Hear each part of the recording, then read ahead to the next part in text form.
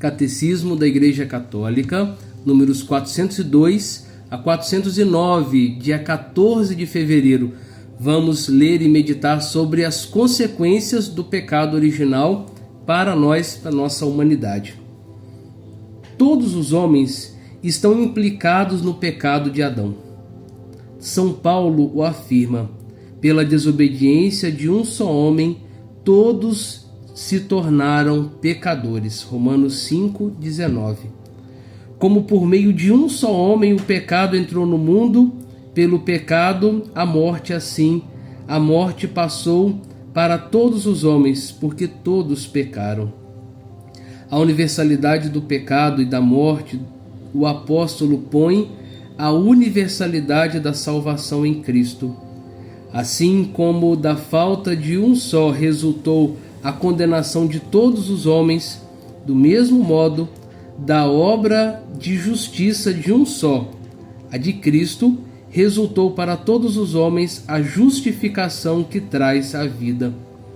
Na linha de São Paulo, a Igreja sempre ensinou que a imensa misericórdia que oprime os homens e sua inclinação para o mal e para a morte são incompreensíveis, a não ser refletindo-se ao pecado de Adão e sem o fato de que este nos transmitiu um pecado que por nascença nos afeta a todos, e é a morte da alma. Em razão dessa certeza de fé, a Igreja ministra o batismo para a remissão dos pecados, mesmo às crianças que não cometeram pecado pessoal. De que maneira o pecado de Adão se tornou o pecado de todos os seus descendentes? O gênero humano inteiro é em Adão como um só corpo e de um só homem. Em virtude dessa unidade do gênero humano, todos os homens estão implicados no pecado de Adão, como todos estão implicados na justiça de Cristo. Contudo, a transmissão do pecado original é um mistério que não somos capazes de compreender plenamente. Sabemos, porém, pela revelação, que Adão havia recebido a santidade e a justiça originais, não exclusivamente para si, mas para toda a natureza humana. Ao ceder ao tentador, Adão e Eva cometeram um pecado pessoal, mas este pecado afeta a natureza humana, que vão transmitir em um estado decaído. É um pecado que será transmitido por propagação à humanidade inteira, isto é, pela transmissão de uma natureza humana privada da santidade e das justiças originais.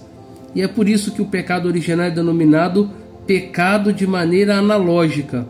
É um pecado contraído e não cometido, um estado e não um ato.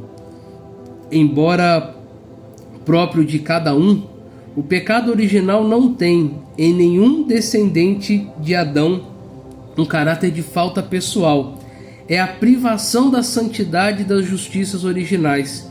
Mas a natureza humana não é totalmente corrompida.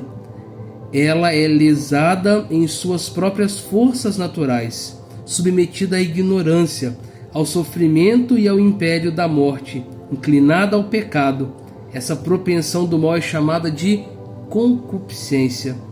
O batismo, ao conferir a vida da graça de Cristo, apaga o pecado original e faz o homem voltar para Deus.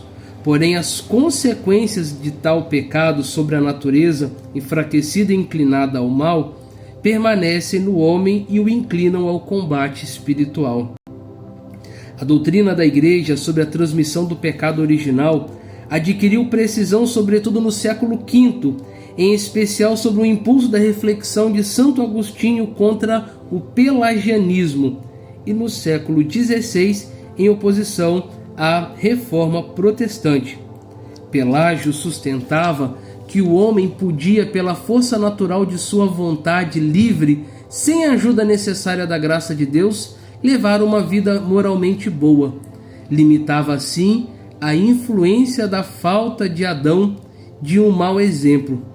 Os primeiros reformadores protestantes, ao contrário, ensinavam que o homem estava radicalmente pervertido e sua liberdade anulada pelo pecado original.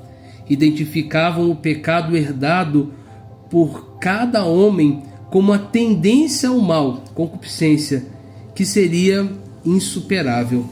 A Igreja pronunciou-se especialmente sobre o sentido dado revelado no tocante ao pecado original no Segundo Concílio de Oranges, em 529, e no Concílio de Trento, em 1546. Vamos encerrar a reflexão de hoje falando dessa luta contra o pecado. É um duro combate, como diz o Catecismo. A doutrina sobre o pecado original, ligada à doutrina da redenção por meio de Cristo, propicia um olhar de discernimento lúcido sobre a situação do homem e de sua ação no mundo. Pelo pecado dos primeiros pais, o diabo adquiriu certa dominação sobre o homem. Embora este último permaneça livre, o pecado original acarreta a servidão debaixo do poder daquele que tinha o império da morte, isto é, do diabo. Ignorar que o homem tem uma natureza lesada, inclinada ao mal, dá lugar a graves erros no campo da educação, da política, da ação social e dos costumes. As consequências do pecado original e de todos os pecados pessoais dos homens conferem ao mundo em seu conjunto uma condição pecadora, que pode ser designada com a expressão de São João, o pecado do mundo. Com essa expressão do pecado do mundo, quer exprimir também a influência negativa que exercem sobre as pessoas, as situações comunitárias e as estruturas sociais que são o fruto do pecado dos homens. Essa situação dramática do mundo, que inteiro está sob o poder do maligno, faz da vida do homem um combate, uma luta árdua contra o poder das trevas. Perpassa a história universal da humanidade, iniciada desde a origem do mundo. Vai durar até o último dia, segundo as palavras do Senhor. Inserido nesta batalha, o homem deve lutar sempre para aderir ao bem. Não consegue alcançar a unidade interior senão com grandes labutas e o auxílio da graça de Deus.